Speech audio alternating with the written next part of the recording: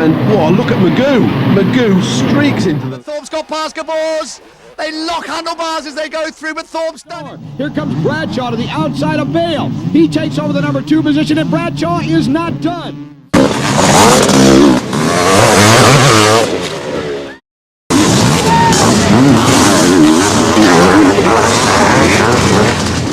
Welcome, Motocross History Team. Today's video is going to be about Team Chesterfield Yamaha and their absolute dominance in the early 1990s.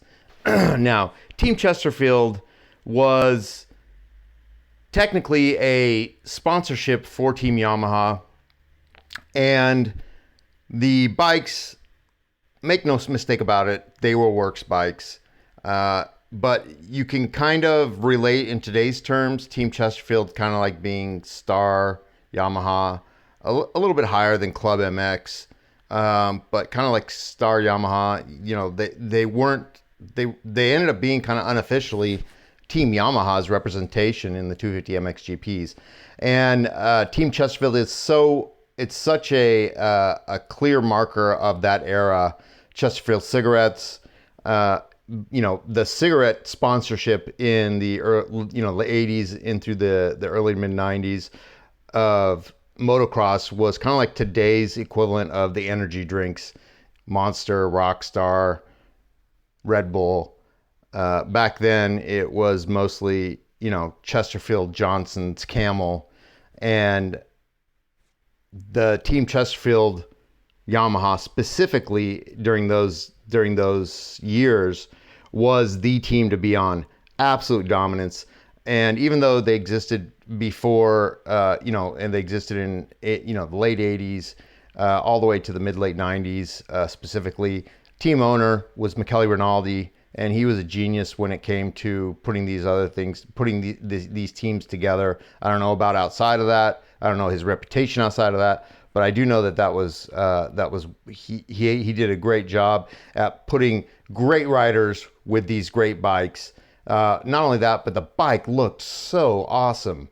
And but you also had riders like Alex Pouzar, Donnie Schmidt, Bob Moore. In the late 80s, you had Trampus Parker, and so the dominance of Team Chesterfield really kind of made its mark in the 1992 250 MXGP season. And even though you had, not just with Team Chesterfield, you still had other great riders that were in that 1992 season, like Stefan Everts, Hirschone, Trampus Parker, Rob Herring, Jamie Dobb, Edwin Everson, Marnique Bervoets. I mean, the list goes on and on and on. But the dominance of Team Chesterfield Yamaha had really shown through when they won 6 of the 12 rounds. And more often than not, Schmidt, Pouzar, and Moore would finish in the top 3 almost every single round. They won 6 of the 12 events, and Donnie Schmidt ended up taking the title that year. And so that dominance was just so obvious. And Team Chesterfield was such a beloved name. Now, throughout that time, these events, one of my favorite by far was this one that I'm going to show here at Malpensa circuit in Italy for the Italian 250 MXGP, and it's just so on brand with Italy's type of tracks, high flying cliff jumps. And just a fun track to watch as spectators, as fans. Alex Pouzar didn't win this event, but he may as well have. That the fans absolutely loved him, and you could tell that the riders were actually enjoying themselves as opposed to some other events. They loved this track, and you could see it by the way that they rode. So I hope you guys enjoy this track as much as I did. I've watched it so many times. I hope some of your favorite riders are in this event.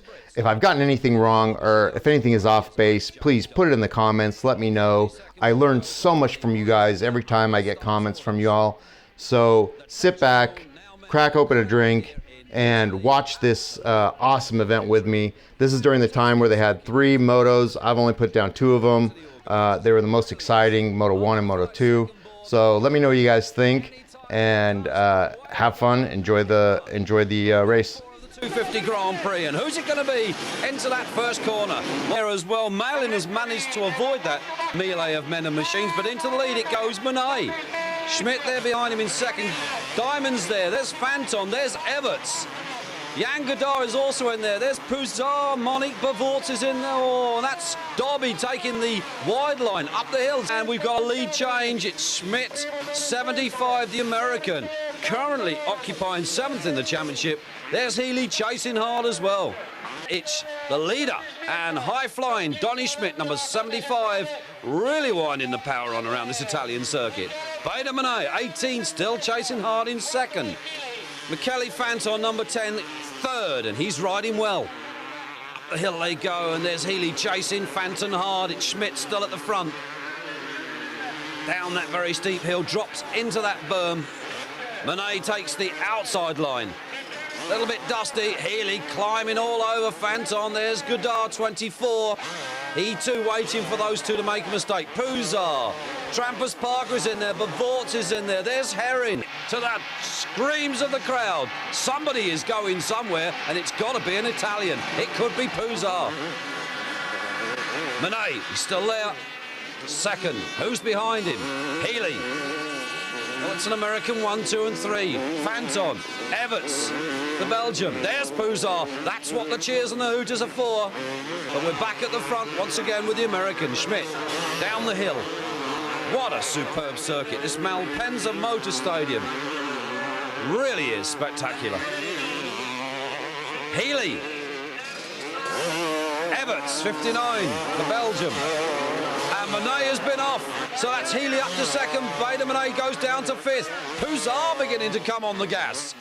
Peter Johansson, number 4 as well. And if Schmidt wins this, this will be his first heat win in this 250 GP 1992. The Italian commentator here is so excited. Everts is now up into second. So we've lost Healy. There's Healy in third. There's Monet up into 4th. Fanton is 5th.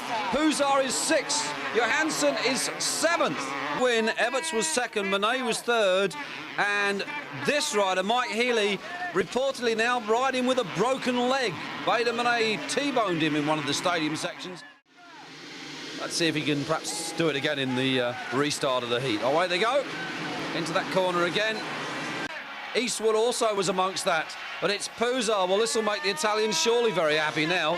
Pouzard in the lead, and it's Schmidt 2nd, Moore is 3rd. Johansson was 4th. Here they come down the hill, but we'll have to watch now the progress of James Dobb. He will be absolutely fuming. Monique Bavort's Robbie Herring beginning to pick up places. Well, looking out for Dobb. There he is. A lot of track tape tied up in the back wheel that may render his rear brake useless. We'll have to wait and see. Anyway, to the adulation of the crowd, it's the Italian Pouzard that leads, number 3, and Schmidt's going for him. Oh, it really is some unbelievable stuff, this is. They're coming through. That's Paul Malin there, 98. I'm beginning to lose my voice with this excitement. At the front, the battle is on. Schmidt and Pouzard. Pouzard and Schmidt. The question now is which one of those two is going to take the checkered flag. At the moment, it looks like Pouzard, indeed it is, number 3. Schmidt still there behind him. The crowd are going absolutely crazy. You can hear them. Listen to the commentator. Moore is still there. Johansson is still there. And that's Trampus Parker. Well, the Italians will be happy about that. He rides and lives in Italy. Oh, someone, that's Paul Malin, that is 98. Deciding to use a different part of the circuit. Everts beginning to climb through after that first lap crash, that disastrous start for him. The defending champion really does need a bit more luck. It looks like Schmidt. Schmidt has got the lead. Pouzard 2nd. Moore going after the Italian. We've got an American 1 and 3 with an Italian as the sandwich filling. There's Parker. He's in 4th. So you really respectively got 3 Americans there with an Italian filling. Pouzard hangs on to that 2nd place. But look at Moore. He's climbing all over him. Parker beginning to look at a way around those 3 in front. Obviously, Parker trying to pick up some good points. He's only in third in the championship. There's just, well, not many points. There's actually 6 points between third and first. Well, there's Herring coming through. He's got Yang Gadar in front of him at the moment, 24. Right little tussle on between these two. Looking back now to see, oh, Herring going for the inside line. Has he got him? Yes, indeed. Robbie Herring moves up one place. There is Dobby. He is on a charge. Absolutely flying through the pack. Obviously very annoyed with that. That stopped first race after that whole shot of his. We tend to agree from our commentary position that that was a fair start. He judged it perfectly. Let's look back to the front. And it looks as if, yes, Bob Moore still there in third. So we've got a Chesterfield Yamaha. Moore has gone down. He's hit Puzar up the back end. Puzar waves his arm in frustration, but that was it. A little bit of brake testing there on Bob Moore, and he came off worse. So it's Chesterfield Yamaha leading. Chesterfield Yamaha in second, with the European Yamaha there in third of Johansson, and Moore, the other Chesterfield rider, back there now in fourth, and under pressure from Trampus Parker, number 1. Here comes the leader once again, 75 Schmidt. We're looking for that checkered flag soon. Second place man, the Italian Puzar, not able to match the pace at the moment of the American. And it's Moore up into third. So Johansson now dropping back to fourth, though. Michele Rinaldi, no doubt the team manager will be looking on very pensively as his 3 front runners. Listen to the crowd. They are going mad. And Puzar salutes his fans, and so he should. Listen to the hooters. But it's Schmidt that's going to take it, I think. Donny Schmidt going to notch up 2 wins in a row. That'll be 40 points. If he can stay where he is, over the tabletop he goes. Nice and nonchalantly. Takes the checkered flag, and the crowd go mad as Puzar come through. In second, looking back for third. Is it going to be Moore? Indeed it is. 81, Bob Moore. 3 Chesterfield machines, 1, 2 and 3.